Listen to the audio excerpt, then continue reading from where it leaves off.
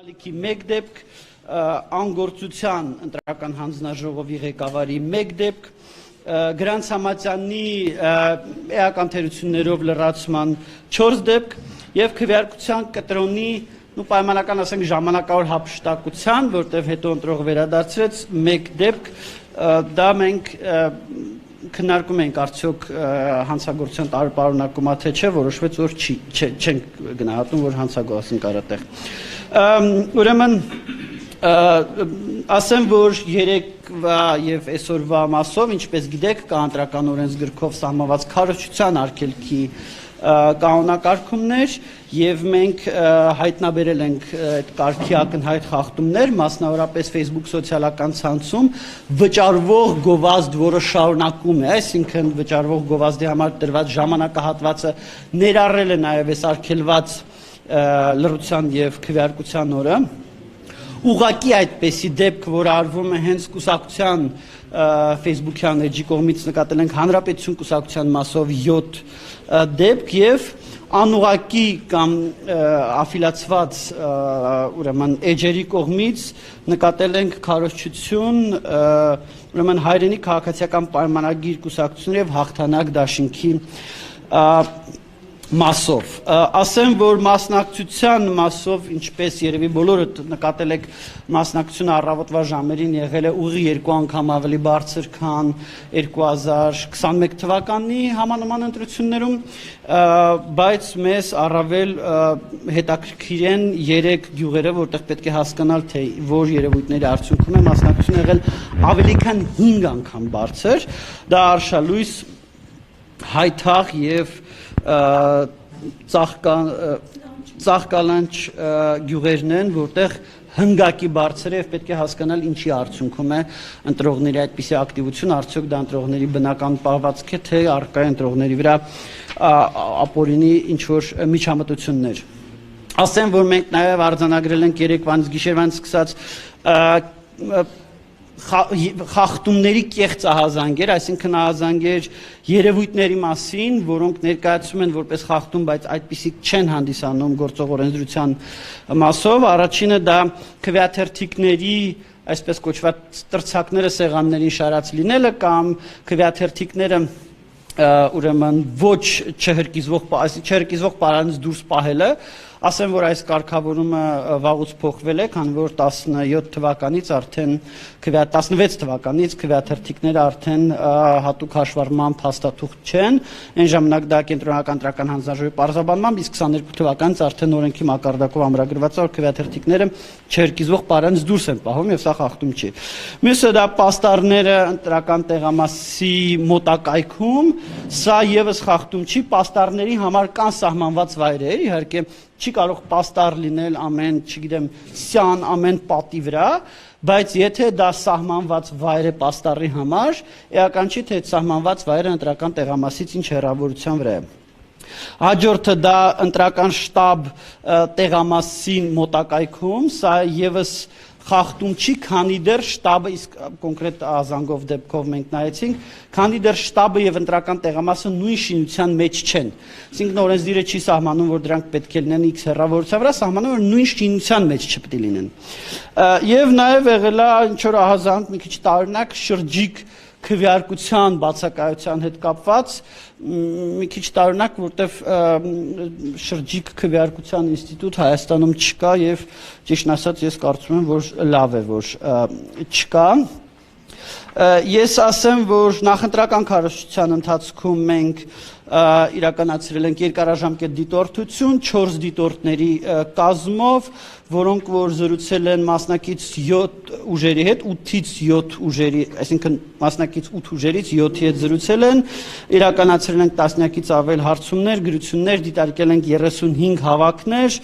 արձանագրել ենք 53 խախտում որոնցից 45-ը պաստառների հետ կապված նախընտրական քարոզչության ժամանակահատվածում հանցագործության մասին հաղորդումներ են ներկայացվել երկու հատ քրեական օրենսգրքի 441, այսինքն պաշտոնական դիրքի չարաշահման հոդվածով, մեկը վերաբերվում էր ուրեմն Դողս գյուղում ուրեմն տեղի ունեցած միջոցառմանը, մյուսը վերաբերվում էր ներողություն, մեկը վերաբերվում էր քվեարկության առաջին օրը պաստառների փակցմանը, երբ որ առերևույթ տեսնում ենք, որ համայնքապետարանի ուժերով են փակցվում քաղաքացիական պայմանագրի պաստառները, եւ երկրորդը դա Խոյ համայնքում գովազդների բաշխման հետ կապված խնդիր էր եւ գովազդների տրամադրման որոշման հետ կապված։ Եվ 3 հաղորդում ներկայացրել են քրեական օրենսգրքի 221-րդ հոդվածով, դա ստեյության բարեգործության եւ քարոզչության մեկտեղման արգելող հոդվածն է։ Մեկը ուրեմն այդ Դողս գյուղի հետ կապված, մյուսը դա ուրեմն դպրոցի տնօրենի կողմից բարեգործություն իրականացնելու մասով ըստ էության 3-ն էլ այս կամ այն կերպ այս 221 հոդվածով այսինքն ներողություն բոլոր 5 հաղորդումներն էլ ըստ էության ԿՊ-ին են վերաբերվում, բոլոր 5 հաղորդումներն էլ եւ վերջինը բարեգործության մասով դա ինչ որ տեղեր տանիքների վերանորոգման ահազանգեր են եղել եւ դրա հետ կապված ենք ներկայացրել ցավոք պետք է ասեմ որ ոչ բոլոր հաղորդումներով այս պահին կան հարուցված քրեական վարույթներ կա հաղորդում, որը արդեն ստեյության 3 շաբաթ է, ինչ սպասում ենք վարույթի քրեական վարույթին։ Ասեմ, որ նաև խնդրահարույց քվեարկության օրվա ընթացքում խնդրահարույց որպես երևույթ նկատել ենք դիտորդական առաքելություններից մեկի կողմից բաց քվեարկությունների դեպքերի այնպիսի նկարահանում, որը բացահայտում է ընտրողի կամ արտահայտությունը։ Ինչի մասին է խոսքը։ Այո, ինչի մասին է խոսքը, ընտրողը քվեախցիկում չի քվեարկում, ինչը իհարկե խախտում է եւ իհարկե վատ է, բայց դիտորդը դա ոչ թե այնպես է նկարում, որ զուտ փաստ է երևա, այլ դիտորդի նկարածի մեջ երևում է թե ընտրողը ում է քվեարկում։ Եվ դա խնդրահարույցա մեր համոզմունքն այն է, որ դիտորդը իհարկե պետք է նկարի եւ արձանագրի խախտման փաստը, բայց ոչ այնպես, որ երևա թե այդ ընտրողը կադրում երևա թե այդ ընտրողը ում է քվեարկում։ Ինչպես այդ դեպքի հետ կապված քանակական տվյալ չունեմ, բայց մի քանի հատ կան, որում այդպիսիք նաեւ հրապարակված դեպքեր կան, հայաքվե առաքելության էջում, որ նայեք, այնտեղ հրապարակված դեպքեր կան։ Ասեմ, որ քան դեռ խոսքը գնաց դիտորդական առաքելությունից մենք ինչպես նաև մեր գործընկեր ականատես առաքելությունը նկատել էինք որոշ դիտորդական առաքելությունների կողմից ընտրական օրենսգրքով սահմանված անաչառության եւ անկողմնակալության ավելի ճիշտ խախտման դեպքեր եւ ներկայացրել էինք դյումներ կենտրոնական ընտրական հանձնաժողով ականատեսը ներկայացրել էր հայաքվեի հետ կապված մենք ներկայացրել էինք հայաքվեի պարլամենտարիզմի զարգացման միջազգային կենտրոնի եւ իրավունքի զարգացման Թաթոյան հիմնադրամի, եթե անվանումը ճիշտ հիշեցի հիմնադրամի, կարող է հիմա մի քիչ սխալվեմ, այդ Թաթոյան,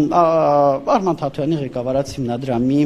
հետ կապված եւ մենք հավատացած ենք, որ հայաքվեի եւ Թաթոյան հիմնադրամի դեպքում խախտումները այնպիսին են, որ պետք է հավատարմագրումը ուժը կորցրած ճանաչվի, իսկ իրավունքի զարգացման միջազգային կենտրոնի մասով 3 դիտորդների մասով էր խախտում եւ այդ դիտորդները պետք է ըստ էության դիտորդների ցուցակից հանվեն 3 այդ հարցը քննարկվում էր կենտրոնական ընտրական հանձնաժողովում եղել է այդ հանձնաժողովի պատմության մեջ թերևս ամենաերկար նիստը, որը տևել է 10 ժամ եւ 20 րոպե եւ վերջապես գիշերվա ժամը 3-ից կենտրոնական ընտրական հանձնաժողով որոշում կայացրեց, որ իրենք թեև փաստացի արձանագրեցին խախտումները, արձանագրեցին խնդիրները, արձանագրեցին խնդրահարույց պահվածքը, բայց ֆորմալ առումով հանձնաժողովը սահմանափակվեց հույս հայտնելով, որ դիտորդական առաքելությունները կվերացնեն իրենց իսկ իրականացրած խախտումները, ֆորմալ առումով խախտում չարձանագրեց եւ բնականաբար նաեւ ոչ մեկին դիտորդության իրավունքից չզրկեց, թեև հայաքվե առաքելության ներկայացուցիչները ասացին, որ իրենց այն ներկայացուցիչները, որոնք իրենց այն դիտորդները, որոնք որ արել են վիճակահարույց հայտարարությունները, այսօր ընտրական տեղամասեր չեն գնա։ Ըստ էության, եթե հակիրճ սա է այս պահի պատկերը։ Ես որոշ դիտարկումներով կիսեմ